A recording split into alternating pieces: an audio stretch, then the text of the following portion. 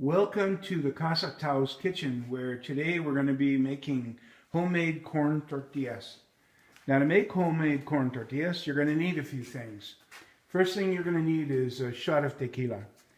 So here's my shot.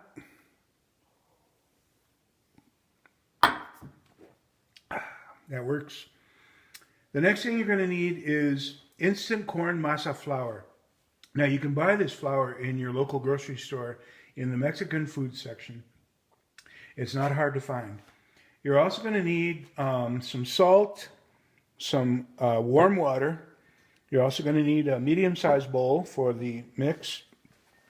And you're also going to need a comal, which is really just a flat, round disc. Now, this disc I like a lot because it came from a wood cook stove. It's nice and thick. And once the metal heats up, it stays a constant temperature, so it doesn't change while you're cooking. The other thing you're going to need is a tortilla press. Now, you can find these tortilla presses at your local mercado, or you can do what I did, and that is to make one out of wood. Now, and I learned how to make one by looking it up on YouTube. So that's what you can do. The other thing you're going to need is a toalla, or a towel, so that you can put the corn tortillas into the towel after they come off the comal on the stove. So we've been preheating the comal on the stove for the last 10 minutes because it does take a long time for it to heat up. So let's get started.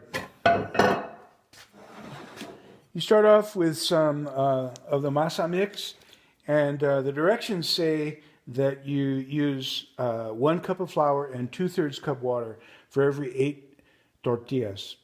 Oh, and also 1/8 teaspoon of salt.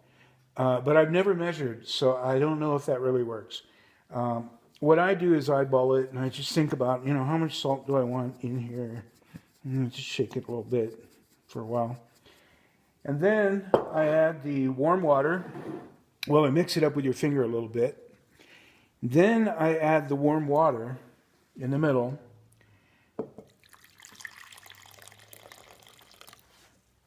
And begin mixing it with just one finger. Using one finger is a lot easier, I think, because it's less messy. Your hand doesn't get coated with the masa. And it's just your finger that gets coated. Once the masa starts to form into sort of a doughy ball, which is not quite yet, I think I'm going to add a little bit of water to this because it's a little bit dry. And you can tell because not all of the flour is getting mixed in with the masa. So continue to mix it up with one finger until it forms into a thicker masa that can be pushed into a ball. And I don't think you really need to knead the ball very much. The main thing is that you want it to be mixed thoroughly, and what you're going for is masa that is slightly sticky to the touch. If it's too dry, then the tortillas are going to come out too brittle, like crackers. And if it's too wet, then it's going to be hard to work with. It'll stick to your tortilla press and make it more difficult. So I think this is about the right, I think that's about the right consistency. So I can set that aside. Now, from this point, you take the masa and you squeeze off a piece that is about the size of a ping pong ball. And you roll it into a ball in your hands like that. Set that aside. Open up your press. In the inside of the press, you're going to see the plastic, which is really plastic wrap that you can buy in the grocery store. I like to use one of those vegetable bags. I cut it up so that it's just the right size. And I like to use it because it's a little bit thicker. Then you close the lid and you push the lever down and say, "Si se puede." And then open it up, and it always comes out nice and round and flat.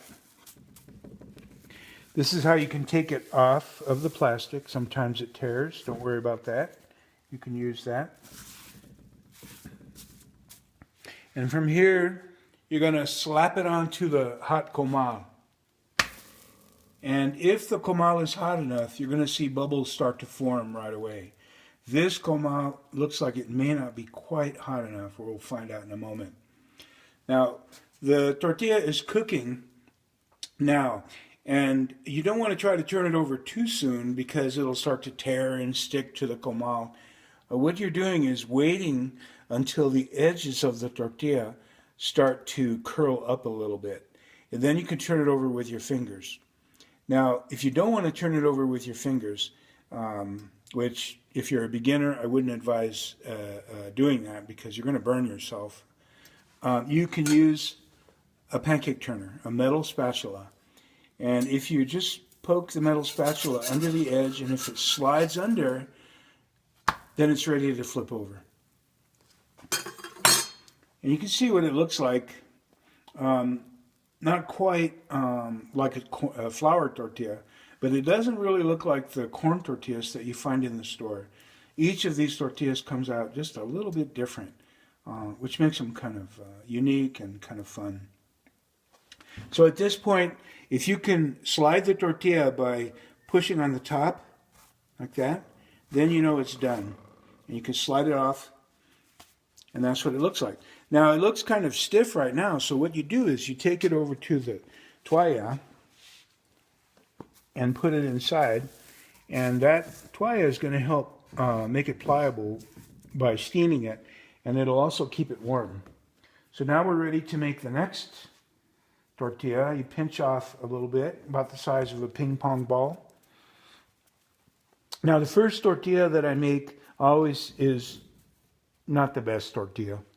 So that one's a sacrificial tortilla, and I generally don't give it to anybody. I eat it myself. The second tortilla comes out pretty good. I don't know why, si se puede. And then you can open it up, take the plastic off, and move over to the comal once again. And again, you're going to want to slap it down nice and flat. Now you can see over here there's a little bubble coming up, and over here a little bubble coming up. I think the comal is still not quite hot enough because those bubbles generally will want to come up a little bit faster. But it's still going to work. It's going to work fine. So the corn tortilla is different than the flour tortilla in a few ways. Well, one, it's made of corn. But two, the corn is gluten-free. So those of us who don't like to eat gluten, this is a great alternative to the flour tortilla. The flour tortilla is what I grew up with eating here in the United States. My grandparents and my parents and everybody made flour tortillas. And if you go to Mexico, you're going to see that mostly you're going to find corn tortillas, because that's traditional. Now you can see this edge is coming up, so I'm going to grab it and turn it over. Now sometimes the steam comes up from under the tortilla and it can burn your fingers, so you want to be careful with that.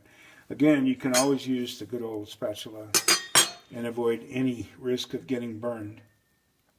Now this particular tortilla, to me, looks like it's cooking a little bit too fast, because you can see it's getting brown around the edges faster, and I like to see kind of the whole surface starting to turn brown at the same rate. So I'm going to turn the heat down from high, which is 9, to 7.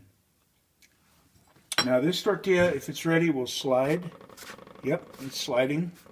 So I'll take it off the comal, see what it looks like. Now a lot of people would say, well, look, you burned it. But that's not true.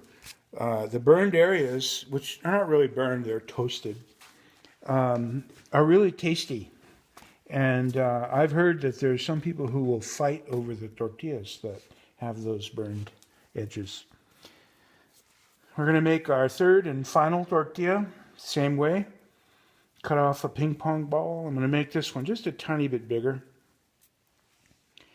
Put it down on your tortilla press, close the lid, push down on the lever, si se puede. Now, for people who don't know what si se puede means, it means yes we can, and it was the slogan for the United Farm Workers movement started by Cesar Chavez and Dolores Huerta and Cesar's wife, Elena.